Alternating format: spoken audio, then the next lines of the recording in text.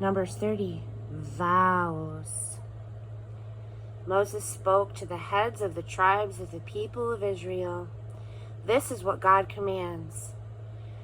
When a man makes a vow to God or binds himself by an oath to do something, he must not break his word.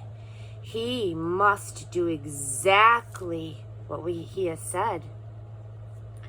When a woman makes a vow to God and binds herself by a pledge as a young girl, still living in her father's house, and her father hears of her vow or pledge, but says nothing to her, then she has to make good on all her vows and pledges.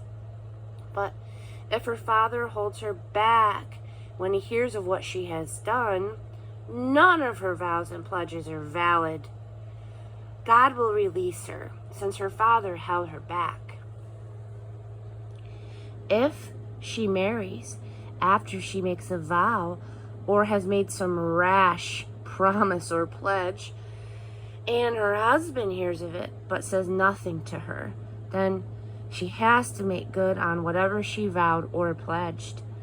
But if her husband intervenes when he hears of it, he cancels the vow or rash promise that binds her, and God will release her. Any vow or pledge taken by a widow or a divorced woman is binding on her.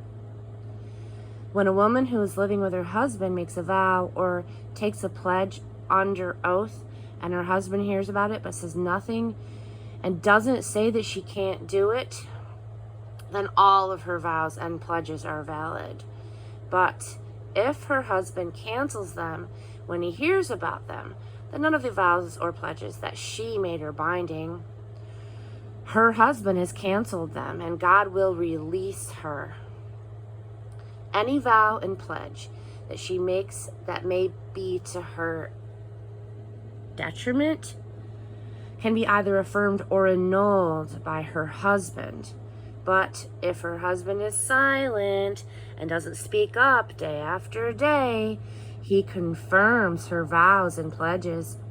She has to make good on them. By saying nothing to her when he hears of them, he binds her to them. If, however, he cancels them some time after he hears of them, he takes her guilt on himself. These are the rules that God gave Moses regarding conduct between a man and his wife, and between a father and his young daughter who is still living at home. Chapter 31, the Midianite